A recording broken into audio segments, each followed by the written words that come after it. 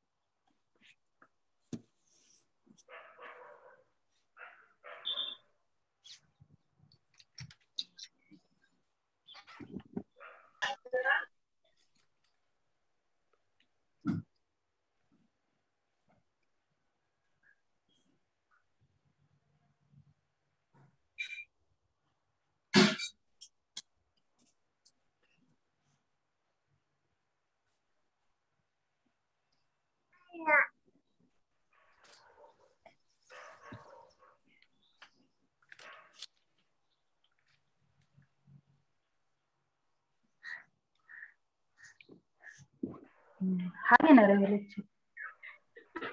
हा मित्र आहे माझा.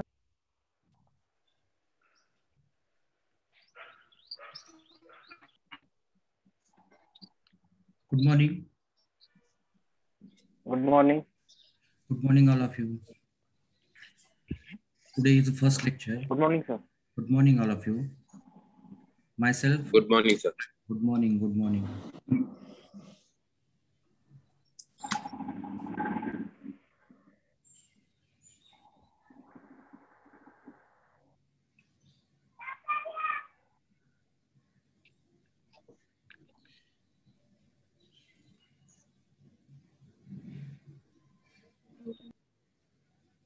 Yes. Let's start. Today we started the lecture. This is the first lecture. My subject name is Law of Crimes. Law of Crimes. हे पहा, सर्वप्रथम सर्वांचं हार्दिक स्वागत. Shri Shivaji Maratha societies law college तर्फे तुम्ही फर्स्ट इयरला ऍडमिशन घेतलेलं आहे. त्याप्रमाणे तुमचे हे लेक्चर चालू झालेले आहेत आजपासून. त्यापैकी पहिले लेक्चर मी स्टार्ट करतोय. माझं नाव आहे प्रोफेसर आनंद बुकेफोडे. प्रोफेसर आनंद बुकेफोडे, असिस्टंट प्रोफेसर आनंद बुकेफोडे. माझ्याकडे जो सब्जेक्ट आहे अलॉटेड तो आहे तुमचा law of crimes. Law of crimes. तर आपण ह्या लॉ ऑफ क्राइम्स ह्या सब्जेक्टमध्ये आपण काय पाहणार आहोत हे आपण आज थोडक्यात डिस्कस करूया. की नावातच आहे बघा, law of crime. Law means कायदा, क्राइम्स मीन्स जे जे काही क्राइम्स आहेत, अपराध आहेत, गुन्हे आहेत, ह्या गुन्ह्यासंदर्भात, क्राईम संदर्भात जो काही लॉ आहे तो लॉ आपण ह्या सब्जेक्टमध्ये पाहणार आहेत. तर सर्वात प्रथम आपण पाहूया की आपल्या सब्जेक्टची तोंड ओळख. लॉ ऑफ क्राईम म्हणजे आपण गुन्ह्यासंदर्भात कायदा पाहणार आहे. तर ह्या लॉ ऑफ क्राईम्समध्ये आपण डिवायडेशन केलेलं आहे की दोन गोष्टी, की एक तर principles governing the law of crimes, की हा जो लॉ ऑफ क्राइम्स आहे ह्या संदर्भात काही प्रिन्सिपल्स आहेत, काही मॅक्झिम्स आहेत. मॅक्झिम्स आपण त्याला मराठीत म्हणतो म्हणी. काही लिगल वर्ड्स आहेत, हे लिगल वर्ड्स आपण तुम्ही जसं जसं पुढे पाहणार आहे, तुमचा अकॅडमिक जो काही स्टडी पुढे चालू होणार आहे त्याप्रमाणे तुम्हाला लिगल वर्ड्स लक्षात येतील. हे पहा, जनरल वर्ड्स वेगळे आणि लिगल वर्ड्स वेगळे. लिगल वर्ड्स तुम्हाला माहिती होऊन जाते. तर त्यामध्ये आपण पाहणार आहेत की काही मॅक्झिम्स आहेत. मॅक्झिम्सला आपण त्याला मराठीत म्हणतो म्हणी, मॅक्झिम्स. आणि त्याप्रमाणे काही लॅटिन वर्ड्स असतात, काही लॅटिन वर्ड्स की जे आता पाहतो आपण आपल्या स्टडीमध्ये असेल किंवा कोर्ट प्रॅक्टिसमध्ये असेल की इथं ते लॅटिन वर्ड्स किंवा मॅक्झिम्स वापरतो. तर ते मॅक्झिम्स, त्याचप्रमाणे कुठलाही लॉ असेल तर तो लॉ त्या प्रिन्सिपल्सवरती बेस असतो. तर ते जे काही प्रिन्सिपल्स आहेत ते ते लॉ शिकवताना ते सब्जेक्ट रिस्पेक्टिव्ह सब्जेक्ट टीचर तुम्हाला सांगतील. तर आपला हा जो लॉ आहे तो लॉ आहे लॉ ऑफ क्राइम्स, म्हणजे गुन्ह्यासंदर्भात आणि जे काही अपराध आहेत त्या संदर्भात आपण जो काही लॉ आहे तो लॉ पाहणार आहे. तर इथं आपण सुरुवातीला पाहूया, ओळख पाहूया की लॉ ऑफ क्राईम मध्ये आपण काही प्रिन्सिपल्स पाहणार आहेत, काही डॉक्ट्राईन्स पाहणार आहेत, काही थेअरीज पाहणार आहेत की त्या थेअरीवरती, प्रिन्सिपलवरती आणि डॉक्ट्रिनवरती हा लॉ ऑफ क्राईम बेस आहे. आणि ह्या लॉ ऑफ क्राईम मध्ये आपण महत्वाचा एक ऍक्ट पाहणार आहे. त्या ऍक्टला आपण इंडियन पिनल कोड असं म्हणतो. इंडियन पिनल कोड, भारतीय दंड संहिता, इंडियन पिनल कोड. भारतीय दंड संहिता नावातच आहे. आपण थोडक्यात आता आपण नावाचं आपण सेग्रिगेशन करूया. इंडियन भारतीय, दंड पिनल PENAL इंडियन भारतीय, पिनल दंड, Indian penal code, code means संहिता. त्या कोड मध्ये हे पहा ऍक्ट जसंच तसा जो वर्ड आहे तसंच हा कोड आहे. म्हणून ह्या कोड मध्ये इंडियन पिनल कोड मध्ये काय आहेत, सेक्शन्स आहेत आणि हे सेक्शन्स किती आहेत, 511 सेक्शन्स आहेत.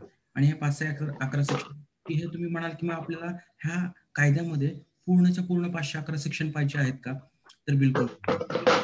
जो तुमचा LLB फर्स्टचा सिलेबस आहे त्या सिलेबसमध्ये जे काय मॉड्यूल्स आहेत, मॉड्यूल्स जे काय तुम्हाला चॅप्टर आहेत त्या चॅप्टर मधले जे काय मॉड्यूल्स आहेत त्या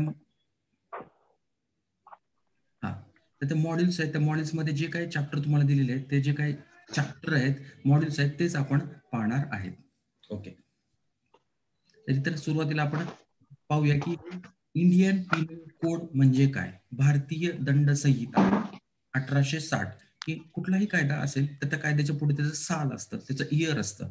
तसं ह्या पण कायद्याच्या पुढे लिहिलेलं आहे पहा 1860. तुम्ही म्हणाल की हा कधी ड्राफ्ट केलेला आहे, हा कधी बनवलेला आहे, तर हा 1860 रोजी बनवलेला आहे. 1860. Okay, 1860 the Indian penal code was drafted. आणि मग हा कोणी ड्राफ्ट केला असेल पहा, साहजिकच 1860 ला कोण होते इथं भारतामध्ये, इंग्रज होते. तर त्याप्रमाणे त्यांनी हा ड्राफ्ट केलेला आहे की त्यांनी जो ड्राफ्ट केलेला आहे 1860 चा जो ऍक्ट आहे तो आपण अद्याप पावेतो आजपर्यंत, आज तागायत. हा, टिल टुडे आपण तोच इन्फोर्स करत आहे, तोच ऍप्लिकेबल करत आहेत. आज पण आपण जर आपल्या क्रिमिनल कोर्टामध्ये गेलं तर जे काय क्राईमचे सेक्शन्स आहेत ते सेक्शन्स आपल्याला इंडियन पिनल कोड प्रमाणे अट्रॅक्ट केलेले असतात, इंडियन पिनल कोड प्रमाणे. मग तुम्ही म्हणाला आता आपण इंडियन पिनल कोड कोणी ड्राफ्ट केला, लॉर्ड मॅक्युले. कधी केला, 1860 ला केलेला आहे. हा कोड काय आहे की हा दंड, हा पनिशमेंट सांगतो, की हा कायदा काय सांगतो, पनिशमेंट सांगतो. हा केवळ पनिशमेंटच सांगतो का, तर नाहीये. तर ह्या ऍक्ट मध्ये काय, this act is covered the definition of all offences. This act covered all the definition of offences. मग एक कृती आहे, हे पहा, सोसायटी आहे, स्टेट आहे,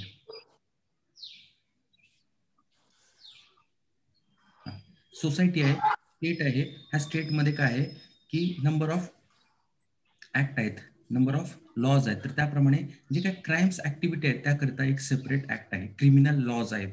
मग हे क्रिमिनल लॉज आहेत त्यापैकी हा इंडियन पिनल कोड आहे. मग इंडियन पिनल कोड मध्ये आपण काय पाहणार आहे, तर सो ऍक्टिव्हिटीला क्राईम म्हणायचं, so and so activity determined as act, की म्हणजे ज्या ज्या काय ऍक्टिव्हिटी आहेत की त्या ऍक्टिव्हिटीला आपण क्राईम म्हणतो त्या सर्व ऍक्टिव्हिटीची डेफिनेशन्स आपण इंडियन पिनल कोड मध्ये पाहणार आहेत, सर्व डेफिनेशन्स. आता फॉर एक्झाम्पल आपण त्याचं परत वर्गवारी केलेली आहे, इंडियन पिनल कोडने वर्गवारी केलेली आहे. फॉर एक्झाम्पल आपण पाहूया की काही ऑफेन्सेस आहेत, हे offences related to human being. आता offences related to human being म्हणजे कोण येणार, कुठले ऑफेन्सेस येणार, हे पहा, simple hurt, grievous hurt, kidnapping, abduction, culpable homicide, murder, attempt to murder, ETC. आपण नंबर ऑफ पाहणारच आहे, जेव्हा आपण लेक्चर स्टार्ट करूया त्याप्रमाणे पाहणारच आहेत. तिथे आपण इंट्रोडक्टरी पार्ट मध्ये पाहणार की these are the offences relating to human body. हे पहा, ह्युमन बिईंग आहे, ह्युमन बॉडी आहे, ह्युमन बॉडीशी निगडीत हे ऑफेन्सेस आहेत. मग कुठले आपण आता, सिंपल हर्ट असेल, ग्रीवियस हर्ट असेल, आता सांगितल्याप्रमाणे हे कल्पेबल होमिसाइड असेल, मर्डर असेल. तर मग ह्या ऑफेन्सेसची डेफिनेशन कुठे सांगितलेली आहे, की एक ऍक्टिव्हिटी झालेली आहे आणि त्या ऍक्टिव्हिटीला मर्डर का म्हणायचं, एक ऍक्टिव्हिटी झालेली आहे त्या ऍक्टिव्हिटीला ग्रीवियस हर्ट 320 का म्हणायचं, 326 का म्हणायचं, का म्हणायचं, तर तिथं त्याची डेफिनेशन सांगितलेली आहे ह्या ऍक्ट मध्ये, इंडियन पिनल कोड मध्ये त्याची डेफिनेशन सांगितलेली आहे आणि त्या डेफिनेशन्स आपण पाहणार. डेफिनेशन्स हे झाले offences relating to human body.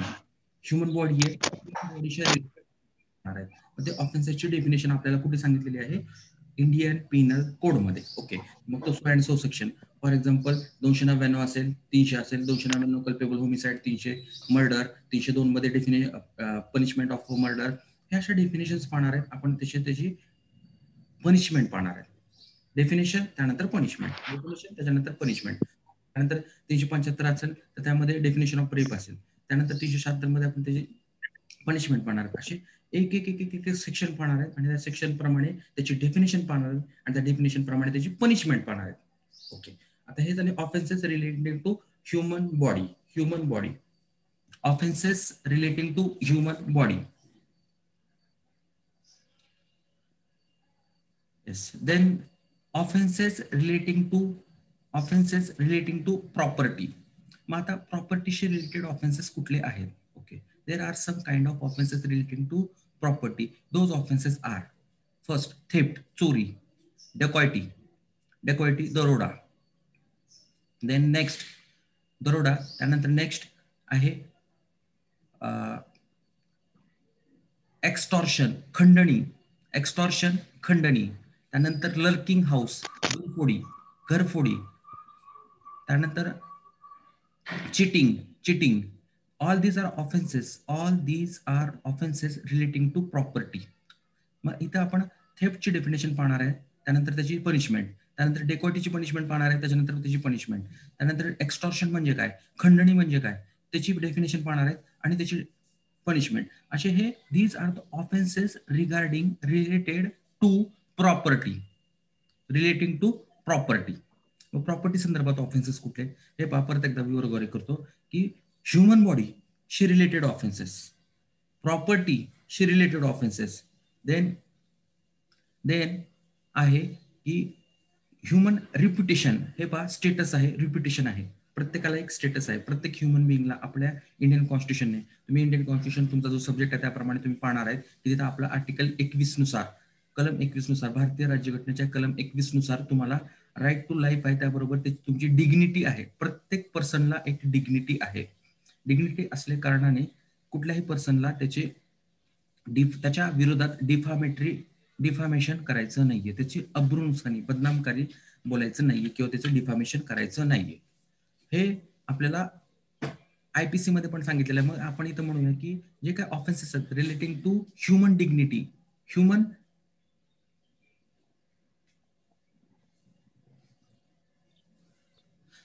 Dignity, त्या संदर्भात पण आपण पाहणार आहे. त्याला आपण म्हणूया डिफामेशन म्हणजे बदनामकारक एखाद्या संदर्भात बोलणे. मग त्या डिफामेशनचे परत 2 प्रकार आहेत. एक लिहून बोलणे, एखाद्याने एक दुसऱ्या पर्सन बरोबर डिफामेशन केलं म्हणजे काय केलं, बदनामकारक त्याच्या संदर्भात बोललं. मग त्याला आपण अब्रूनुकसानीचा दावा म्हणतो. की तिथं 2 प्रकार होतात, एक तर लिहून त्या दुसऱ्या पर्सनची बदनामी केली जाते किंवा बोलून, तोंडी, लिबेल आणि सँडर. हे मी तुम्हाला परत 499, 501 मध्ये मी सांगणार आहे ते. ओके, म्हणून इथं परत एकदा आपण रिवाइज करूया. Offences relating to human body, offences relating to property, offences relating to human status. जे काय स्टेटस आहे त्याच्यामध्ये आपण म्हणलेलं आहे की अब्रूनुकसानीचा दावा तिथं आपण म्हणतो की ह्युमन स्टेटस, ह्युमन डिग्निटी एका पर्सनने दुसऱ्या पर्सनची जर ब्रीच केली असेल तर त्या संदर्भात आपल्या इंडियन पिनल कोडमध्ये पण त्या संदर्भात प्रोव्हिजन्स आहेत की त्या प्रोव्हिजन संदर्भात ती जी काय कृती आहे ती ऑफेन्स आहे आणि त्या ऑफेन्सला त्याप्रमाणे पनिशमेंट आहे. ओके, त्यानंतर ऑफेन्सेस रिलेटिंग टू वुमन. आता वुमन संदर्भात ऑफेन्सेस कुठले आहेत हे पहा. फर्स्ट आहे rape. These are the offences relating to woman. Rape आहे. त्यानंतर बायगॅमी आहे, त्यानंतर insulting the modesty of woman, त्याला आपण म्हणतो विनयभंग, insulting the modesty of woman. त्यानंतर causing the miscarriage of woman, and there are an number of offences regarding the woman. त्यानंतर डाउरी डेथ आहे. त्यानंतर डाउरी डेथ, हुंडाबळी. त्यानंतर आहे cruelty to woman, physical harassment, mental harassment. All these are offences relating to woman. ते पण आपण इथे पाहणार आहे. म्हणजे आपण हे पहा की हा जो काही इंडियन पिनल कोड आहे, हा इंडियन पिनल कोड काय केलेला आहे, डिवाइड केलेला आहे. त्याचं डिवायडेशन कसं केलेलं आहे, कशी वर्गवारी केलेली आहे, तर पहिल्यांदा आपण केलेलं आहे त्याची वर्गवारी. Offences relating to human body, offences relating to property, offences relating to reputation, offences relating to woman. त्यानंतर काही ऑफेन्सेस आहेत की जे ऑफेन्सेस स्टेटच्या अगेन्स्ट आहेत. आता हे पहा, आपला भारत देश आहे प्लस स्टेट आहे आणि या स्टेटच्या पण अगेन्स्ट काही ऑफेन्सेस आहेत. स्टेटच्या अगेन्स्ट, त्याला आपण म्हणतो देशद्रोह. त्या देशद्रोहामध्ये ह्या कॅटेगरीमध्ये किती ऑफेन्सेस येतात ते पण आपण पाहणार आहेत ह्या सब्जेक्टमध्ये, की त्याला आपण म्हणतो सेडिटेशन, इंग्लिशमध्ये सेडिटेशन, मराठीत आपण म्हणतो त्याला देशद्रोह. मग देशद्रोहासाठी काय पनिशमेंट आहे, जे आपण आताच करंट इश्यू आहे बघा, उल्कावादी, नक्षलवादी किंवा आणखीन माओवादी, की these are the organization and that organization agiting, waging war against government of India. Government of इंडियाच्या अगेन्स्ट त्या जे काय ऑर्गनायझेशन आहेत, इलिगल ऑर्गनायझेशन आहेत, त्यांनी हे भारत देश आहे, या भारत देशाच्या अगेन्स्ट युद्ध पुकारलेलं आहे, वॉर पुकारलेलं आहे. ओके, मग त्या संदर्भातले सर्व ऑफेन्सेस पाहणार आहेत. मग आपण सेडिटेशन म्हणजे काय, सेडिटेशन नंतर कुठली ऍक्टिव्हिटी झाल्यानंतर त्या सेडिटेशनच्या डेफिनेशन मध्ये येतात, आणि सेडिटेशन पनिशमेंट काय हे आपण तिथं पाहणार आहे. त्यानंतर काही ऑफेन्सेस आहेत, these are the offences relating to against public tranquillity, public peace and tranquillity. हे पहा, हे पब्लिक पीस आहे, ही सार्वजनिक शांतता व सुव्यवस्था आहे, पब्लिक पीस अँड ट्रँक्युलिटी. आणि ह्या पब्लिक पीस आणि ट्रँक्युलिटी अगेन्स्ट पण काय ऑफेन्सेस आहेत, आपण त्याची पण कॅटेगरी केली ह्या इंडियन पिनल, ते पण ऑफेन्सेस पाहणार आहेत. फॉर एक्झाम्पल, आता फर्स्ट आहे अनलॉफुल असेंब्ली, बेकायदेशीर जमाव, बेकायदेशीर जमाव, अनलॉफुल असेंब्ली, बेकायदेशीर जमाव. एखाद्या जमावाला बेकायदेशीर कधी म्हणायचं, तर त्याची आपण पाहणार आहेत. 441 मध्ये आपल्याला दिले की सो अँड सो डेफिनेशन असेल तर त्या पर्सनला, त्या पर्सनच्या ग्रुपला बेकायदेशीर जमाव असं म्हटलं जाईल, आणि त्याप्रमाणे त्यांना पनिशमेंट दिली जाईल. त्यानंतर रॉयट म्हणजे दंगल. These are the offenses. This riot is offense against the public peace and tranquility. Public peace and tranquility. जर तिथं दंगल त्या पीस आणि ट्रँक्युलिटी होती, सार्वजनिक शांतता सुव्यवस्था होती, आणि त्या शांतता व सुव्यवस्थेच्या अगेन्स्ट तो ऑफेन्स आहे रॉयट. त्यानंतर आहे ऍफ्रे. ऍफ्रे म्हणजे सार्वजनिक ठिकाणी मारपीट करणे, त्याला आपण म्हणतो चॅप्टर केसेस होतात त्या संदर्भात, की जे सार्वजनिक ठिकाणी, मग भाजी मंडी असेल किंवा आणखीन कुठले ठिकाण असेल तर त्या ठिकाणी काय होईल, सार्वजनिक ठिकाणी public peace, the fighting at the place of public place between two persons, that offence known as affray. हे पहा, म्हणून इथं आपण ह्या फोर्थ कॅटेगरीमध्ये पाहिलेलं आहे, offences affecting the offences relating to public peace and tranquillity. त्याच्यामध्ये फर्स्ट आहे अनलॉफुल असेंब्ली, सेकंड आहे रॉयट दंगल, आणि थर्ड आहे affray. Okay, these are categories relating to Indian penal code. तर अशा प्रकारे आपण एक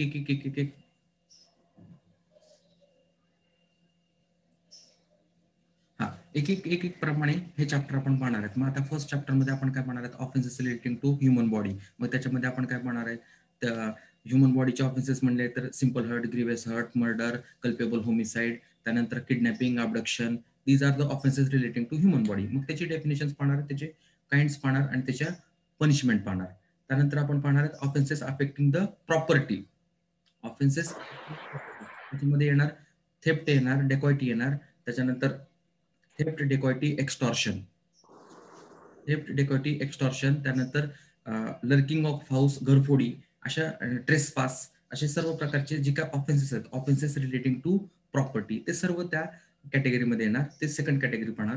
थर्ड कॅटेगरी येणार आहे ऑफेन्सेस रिलेटिंग टू वुमन संदर्भात कुठले, आता सांगितल्याप्रमाणे की 376 असेल, 354 असेल, त्यानंतर डॉवरी डेथ असेल, हुंडाबळी असेल, हे सर्व ऑफेन्सेस आपण त्या थर्ड कॅटेगरीमध्ये पाहणार. त्यानंतर आपण म्हणलं फोर्थ कॅटेगरी की ऑफेन्सेस अफेक्टिंग द सेडिटेशन, देशद्रोह, राज्यद्रोह.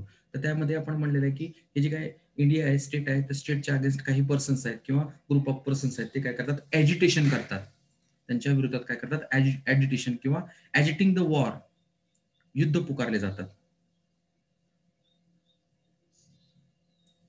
ओके, आणि त्याप्रमाणे त्याची पण आपण डेफिनेशन पाहणार आहे. त्यानंतर आपण पाहिलेलं आहे की offences regarding the public peace and tranquillity. त्यामध्ये आपण 3 प्रकारचे ऑफेन्सेस पाहणार आहेत, जनरल, अनलॉफुल असेंब्ली, रॉयट, आणि त्यानंतर ऍफ्रे. त्याच्यानंतर आपण पाहणार आहे काही प्रिन्सिपल्स आहेत.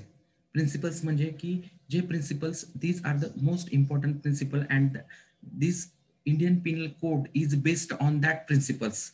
That principle, that maxim is known as actus facit reum no actus non facitrium nisi men sit rea. म्हणजे हे सिंपल प्लेन मॅक्झिम आहे की कुठलीही ऍक्टिव्हिटी ही क्राईम होण्याकरिता, कुठलीही ऍक्टिव्हिटी क्राईम होण्याकरता तिथे दोन गोष्टी महत्वाच्या आहेत. There are two most important element is necessary to constitute one act into the crime. First activity is there is an act, physical act, and second is there is a mental element that is mens rea.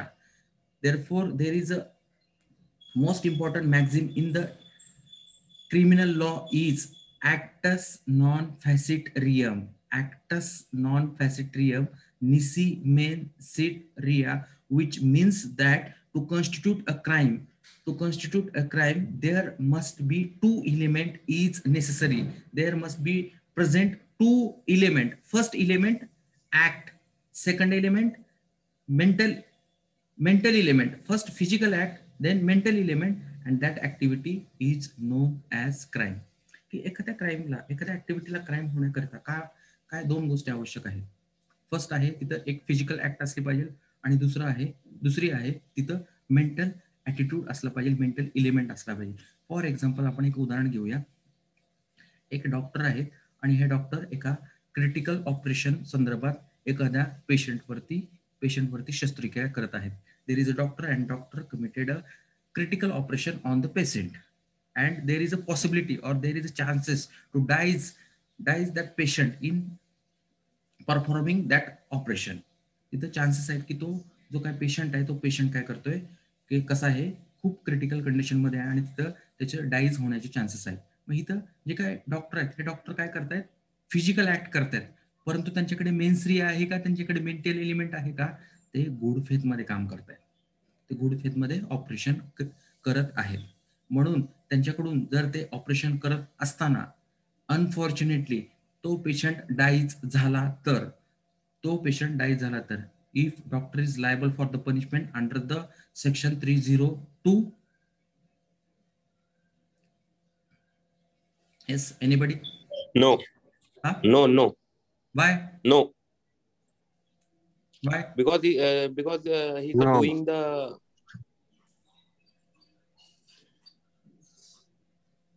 Because there is a one element. Because doctor have no intention of murder. Correct. There is there is no mental element. Yes. There is His consent was good. Absence of mental element. Yes. You got it. You number of student got it the exact point.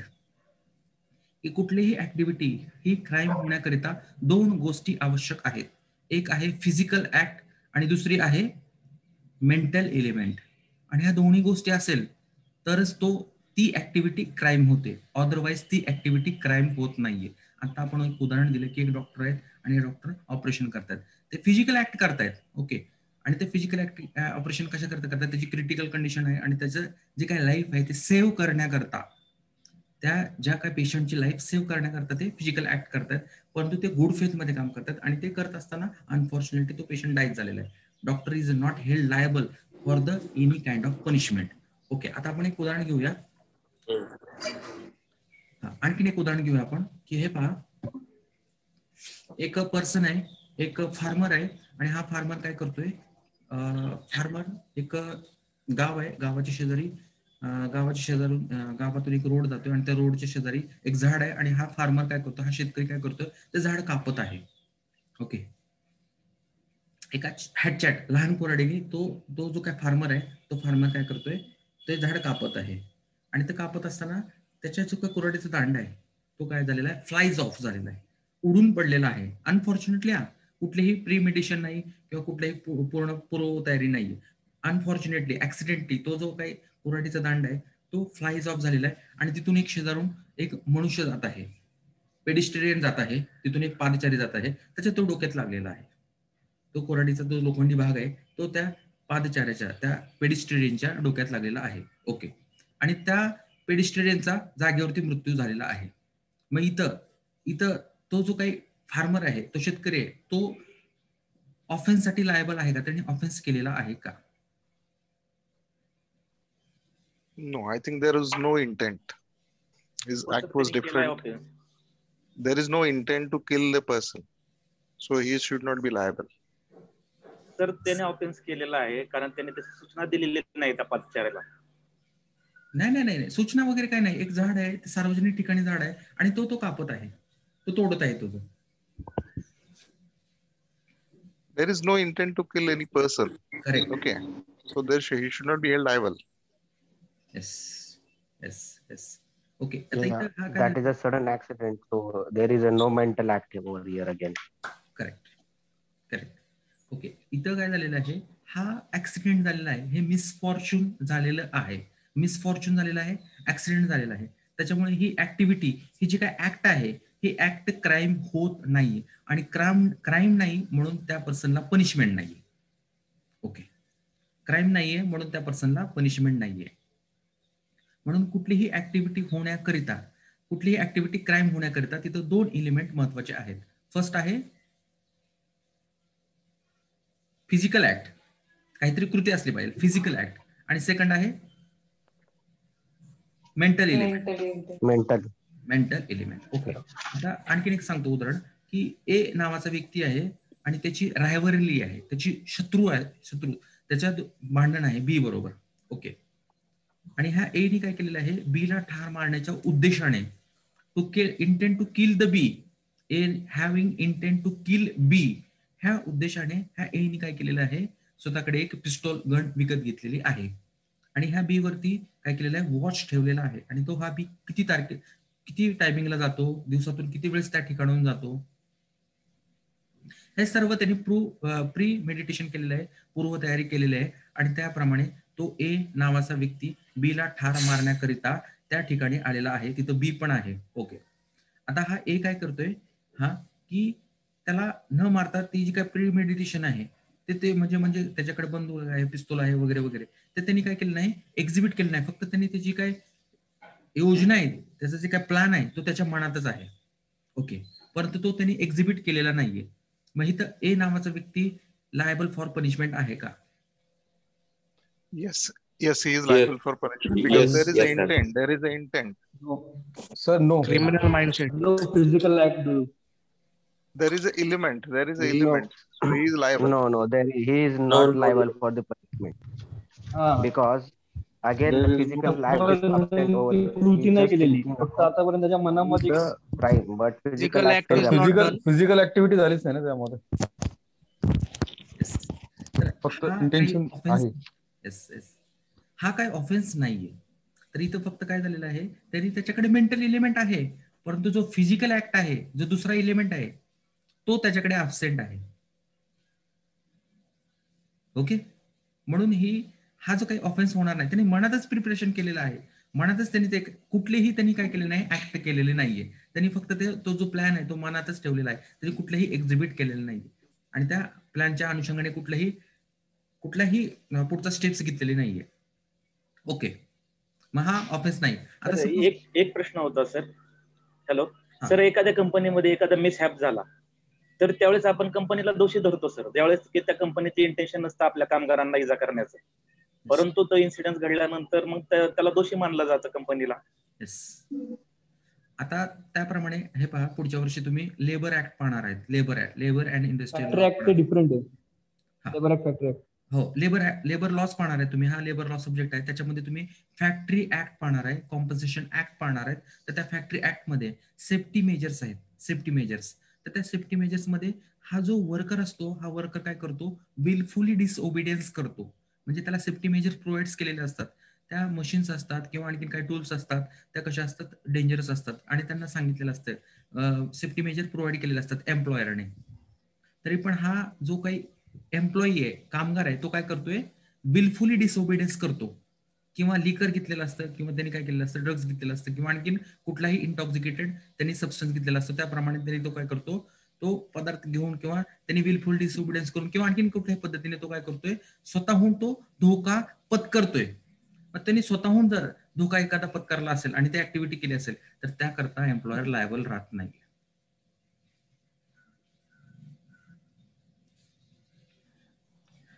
Sir, सदोष मनुष्यवधाचा गुन्हा कधी होतो? Yes, तर ते culpable homicide आहे. मी तुम्हाला 299 section सांगणार आहे, त्यावेळेस तुम्हाला मी ते पूर्ण डेफिनेशन सांगेन. सेक्शन 299 आहे कल्पेबल होमिसाइड साठी. There is a difference between culpable homicide and murder. आता तुम्हाला एवढं ते म्हणजे तिथपर्यंत जाण्याची काही गरज नाही. इथं फक्त आता लक्षात घ्या तुम्ही, तुम्हाला हा इंडियन पिनल कोड 1860 हा कोड तुम्हाला समजून घ्यायचा. तर ह्या कोड मध्ये 511 सेक्शन आहेत, परंतु पूर्णच्या पूर्ण 511 सेक्शन तुम्हाला अभ्यासायचे नाहीयेत. तर त्याप्रमाणे जे काही चॅप्टर तुमच्या मॉड्यूलमध्ये आहेत, तुमच्या सिलेबसमध्ये आहेत, ते मॉड्यूल्स तुम्हाला अभ्यासायचे आहेत. आणि त्यामध्ये जे जे ऑफेन्सेस आहेत ते ऑफेन्सेस आपल्याला पाहिजे आहेत. मग त्यामध्ये आपण कव्हर केलेले offences relating to human body, offences relating to property, offences relating to reputation, offenses relating to state, offenses relating to public peace and tranquility, offenses affecting to women. अशा ह्या कॅटेगरीज केलेल्या आहेत. त्याप्रमाणे आपण ते ऑफेन्सेस पाहणार आहेत, त्याप्रमाणे त्या पनिशमेंट आपण पाहणार आहे. ओके, तर इथं आपला मुद्दा होता की एखादा पर्सन आहे, ह्या पर्सनने काय केलेलं आहे, आता आपलं जे डिस्कशन चालू होतं ते की एक पर्सन आहे, त्या पर्सनने काय केलेलं आहे, ए नावाचा, की त्याने त्याला बी ला किल करायचं आहे. त्याप्रमाणे त्यांनी काय केलेलं आहे, पूर्ण प्लॅन केलेला आहे, परंतु काही एक्झिक्यूट मात्र केलेलं नाही, काही त्या प्लॅनप्रमाणे एक्झिक्युशन केलेलं नाहीये. त्यांनी त्याच्या मनामध्येच तो प्लॅन ठेवलेला आहे. Whether that person is liable for the committing the offences even though he cannot exhibited there any kind of activity relating to their plan. If that person is liable for the any kind of punishment, तर त्याला करायला पाहिजे punishment. कारण ते activity जरी घडली नसली तरी त्यांनी मनात जो विचार आणलेला आहे त्याच्यामुळे कोणाला तरी धोका आहे ना. म्हणून त्याला sir no sir, because there is no physical activity. पण वी कॅनॉट प्रूव्ह दॅट. ठीक आहे, परत एकदा सांगतो, सिद्ध होत असेल तर तो त्याला शिक्षा द्यायला पाहिजे. त्याचं इंटेन्शन जर सिद्ध झालं असेल ना तर त्याला शिक्षा झाली पाहिजे. येस, तुमचं म्हणणं बरोबर आहे, परंतु हा जो काही मॅक्झिम सांगतो, मॅक्झिम हे मॅक्झिम आहे ऍक्टस नॉन फॅसिट्रियम निसिमेन्सिट्रिया. ऍक्टस नॉन फॅसिट्रियम निसिमेन्सिट्रिया हे मॅक्झिम असं सांगतं की एखाद्या ऍक्टिव्हिटीला क्राईम कधी म्हणायचं, तर तिथं 2 एलिमेंट असतील तर त्या ऍक्टिव्हिटीला क्राईम म्हणायचं. मग फर्स्ट एलिमेंट आहे की तिथं फिजिकल ऍक्ट असले पाहिजे, आणि सेकंड एलिमेंट आहे तिथं मेंटल एलिमेंट असले पाहिजे. मेंटल एलिमेंट असेल आणि फिजिकल ऍक्ट असेल तरच ती ऍक्टिव्हिटी क्राईम होते, अदरवाईज ती ऍक्टिव्हिटी क्राईम होत नाहीये. आणि क्राईम नसेल तर पनिशमेंट नाहीये, क्राईम असेल तर मात्र पनिशमेंट आहे. Yes, got it? Yes sir. Yes. आणि आता आणखीन there are an number of mental elements such like motive, intention, recklessness, negligence. These are a mental element. हे पहा, रेकलेसनेस, निष्काळजीपणा, की जे आपण रॅश अँड निग्लिजंटली ड्राईव्ह करत असतात पर्सन, आणि त्याप्रमाणे त्यांना त्याप्रमाणे पनिशमेंट होते. त्यानंतर motive, there is a difference between intention and motive. Motive आणि इंटेन्शन ह्यामध्ये फरक आहे. हे पहा, intention is always bad, intention is always bad, but motive may be good और may be bad, but intention is always bad. हे आपण आता पुढच्या लेक्चरला आपण हे जे काय मेंटल एलिमेंट आहेत, हे मेंटल एलिमेंट एक पाहणार आहेत. त्याप्रमाणे आपण पुढच्या लेक्चरला जो काय आपला सिलेबस आहे तो सिलेबस आपण पूर्णपणे डिस्कस करूया. त्याप्रमाणे जे काय आपण मॉड्यूल्स पाहणार आहेत ते पूर्णपणे डिस्कस करूया. आणि जे काय प्रिन्सिपल्स आहेत त्यापैकी हे महत्वाचं प्रिन्सिपल आहे की जे तुमच्या परीक्षेत नेहमी विचारलं जातं, मेन्स रिया. मेन्स रिया म्हणजे काय, तर mental element mens rea actus non facit reum nisi mens sit Riya.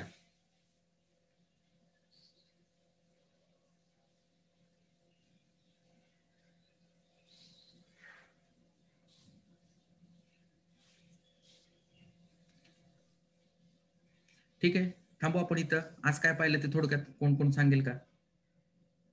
माझ्या सब्जेक्टचं नाव, सब्जेक्ट मध्ये आपण काय पाहणार आहेत, किंवा त्याची रूपरेषा काय, आढावा काय? लास्ट सेंटेन्स रिपीट करा. शेवटचं रिपीट करा ना, आवाज येत नव्हता. कुठलं शेवटचं ते तुम्ही 2 मिनिटाचं बोलला ते रिपीट करा ना, आवाज. Mens rea, mental elements known as mens rea, also known as physical fight. Actus non facit reum Nisi men sit ria. Actus non facit reum nisi men sit ria.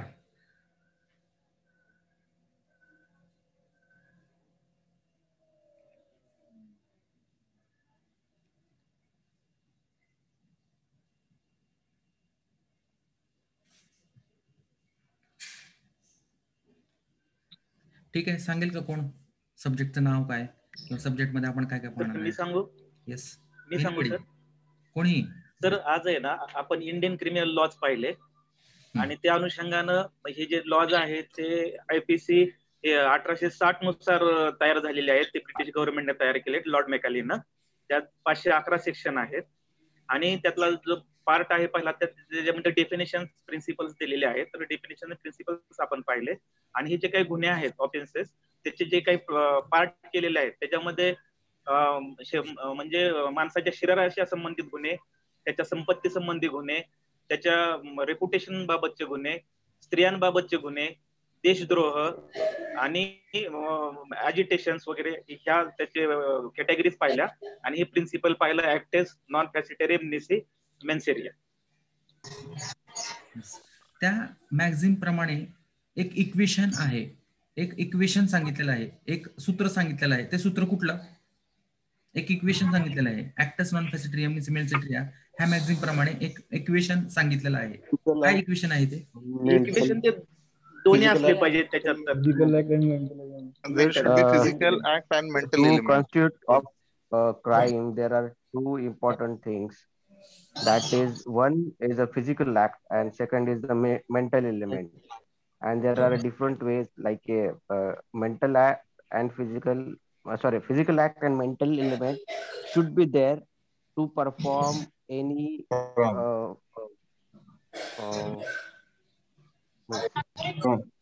What wrong? Yes, very good. तुमच्याकडून जो feedback आहे तो खूप चांगला आहे. तुमची जी काय batch आहे ती खूप ग्रास्प करणारी आहे, अभ्यासू आहे आणि मला जास्त जास्त सांगायला म्हणजे आवडेल तुम्हाला जास्तीत जास्त.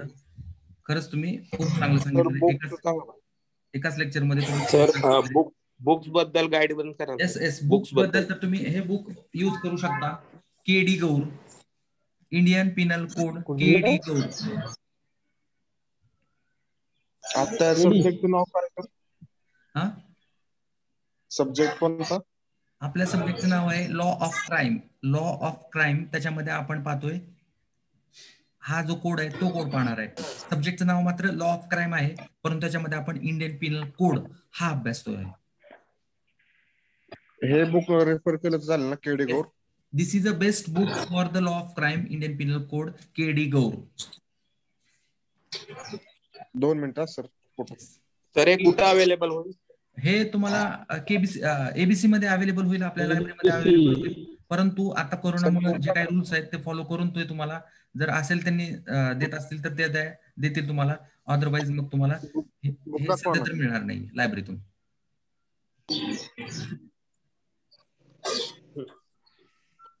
सर मला एक प्रश्न विचारायचा होता सर. हा सर, हे जे आहे आपल्या आता एक्झाम साठीची लँग्वेज कोणती राहील सर? मराठी की इंग्लिश? इंग्लिश. मराठी लँग्वेज नाही. आणि सर ह्याच्यामध्ये काही सपोज असे रेडीमेड नोट्स वगैरे मिळतात का सर? Readymade notes? हा, नोट्स तर काय मला माहित नाहीये, परंतु तुम्ही चौकशी करू शकता ABC मध्ये किंवा तुमच्या सिनियर विद्यार्थ्यांना चौकशी करू शकता तुम्ही. ओके, अजून एक रिक्वेस्ट आहे. So basically when we go to the curriculum, okay, so what are compulsory subject, what are the optional subjects are available, and what is the schedule for next